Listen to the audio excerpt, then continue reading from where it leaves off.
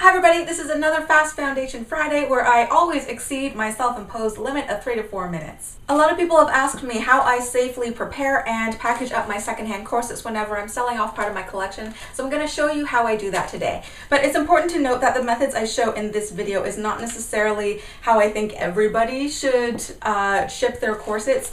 This is basically for the lay person who's, you're a corset hobbyist or a corset enthusiast. You might have changed your tastes, or you might have sized down and you're selling one of your gently used corsets. You can do this absolutely. I already know that some corset makers are going to be appalled that I even ship any of my corsets this way. It doesn't matter if they're new or gently used.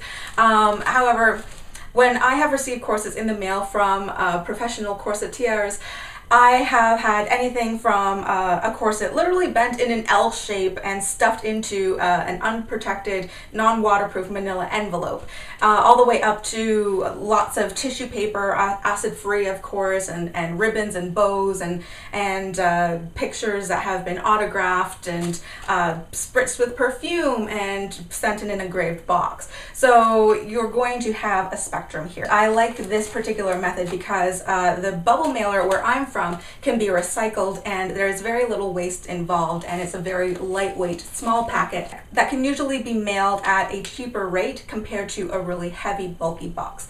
So this is the method that I'm going to show you today. Okay, so before I ever charge the client for the shipping rate, I first weigh everything. So here is my kitchen scale, and it's probably not the most accurate to the gram, but it is good for at least estimating how much it's going to be. So here I am weighing the corset and the package and any sort of decorations or accessories. Basically anything that's going to contribute to the weight of the package, I am weighing it all together so I know what the total is going to be, or thereabouts anyways. And this is the reason why I usually use bubble mailers and not boxes, because as you can see, the box is actually pretty heavy all by itself. This is a pretty small box. It would fit 1, maybe 2 underbust corsets, and is almost a pound by itself. So if I were to ship using a box, it would actually cost me between $6 and $10 more than if I were to use a bubble mailer. So that's why I tend to use the lighter bubble mailers. So once I'm able to estimate the weight of the corset, and I also measure the dimensions of the corset so that I can calculate the volumetric weight, I just go on to my local post office website and I estimate how expensive the shipping is going to be. So after that, I look over the corset and I just make sure there's no damage to it. Obviously, I do this before I even put the corset up for sale so that I can be fully transparent about any flaws in it. The buyer should know of any flaws, any issues before actually putting money down on the corset. And if I see any loose threads, I might clip them or pull them out. If there are any places that need to be mended, I do that. I just make sure that the corset is in good condition, it's in the condition that I promised it would be for the buyer right before I put it in the package so that there's no unpleasant surprises or anything. So if your corset has been used before, then make sure that you tighten the laces so that it's closed in the back, and you can tie a double bow like this, or what you can do is just wrap up the laces very neatly and put an elastic band around it.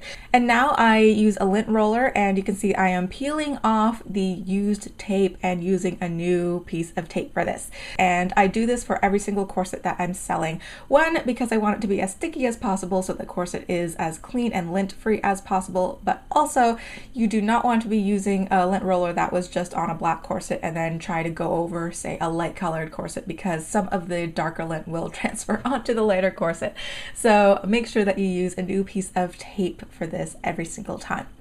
And now it's time to fasten the busk. So if your corset does not have a modesty placket in the front, then you can actually just put 1 loop or 2 loops underneath the corset. So you can see here I'm putting 1 loop underneath, and what this does is it locks the busk in place so that if your package is jolted or anything in transit, then the corset is not going to come apart. The busk can only be undone if you deliberately undo it.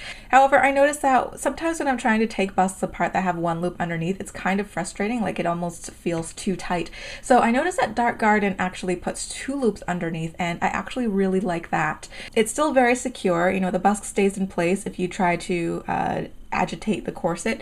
However, it seems to be less tight, and I feel that it would have less risk of the busk loop accidentally bending.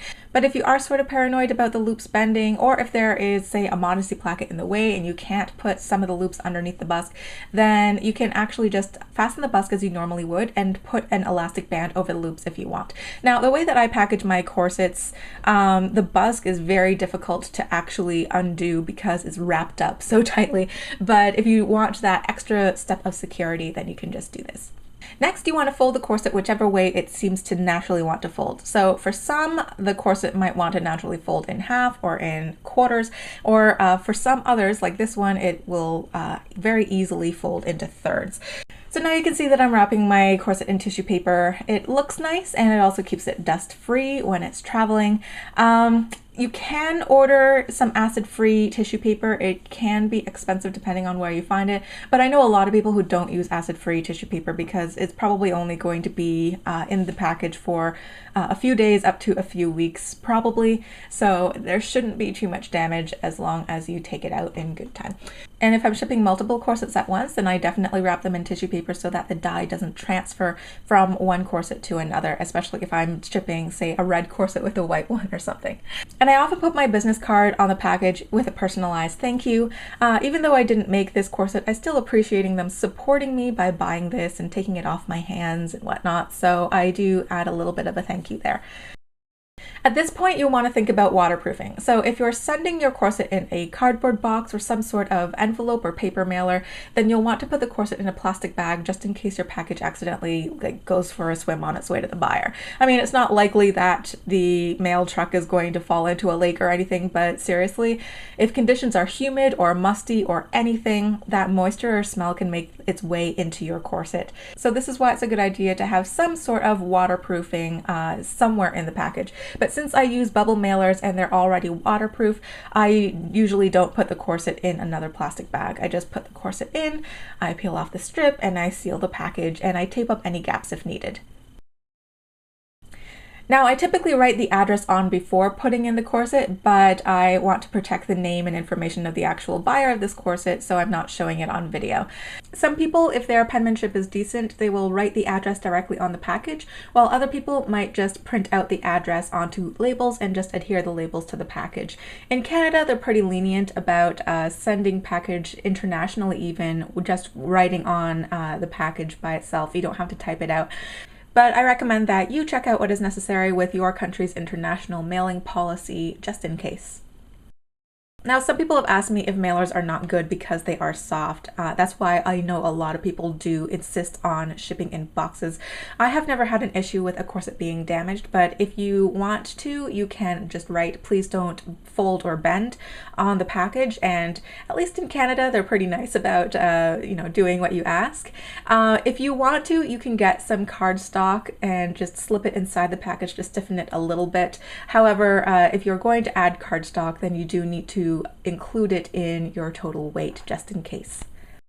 So this is how I usually package up and ship my secondhand corsets, and I've never had a complaint from any customer about the condition of the corset when it arrived. So I guess if it isn't broken, then I'm just going to keep using this method. So I hope you guys found this informative. Obviously, if you package up and pretty up and prepare your corsets in a different way for shipping, leave a comment down below or post a video so everybody can learn from it as well. So I hope you guys liked this video. This has been another Fast Foundation Friday, and I will see you after the weekend for another video. Bye.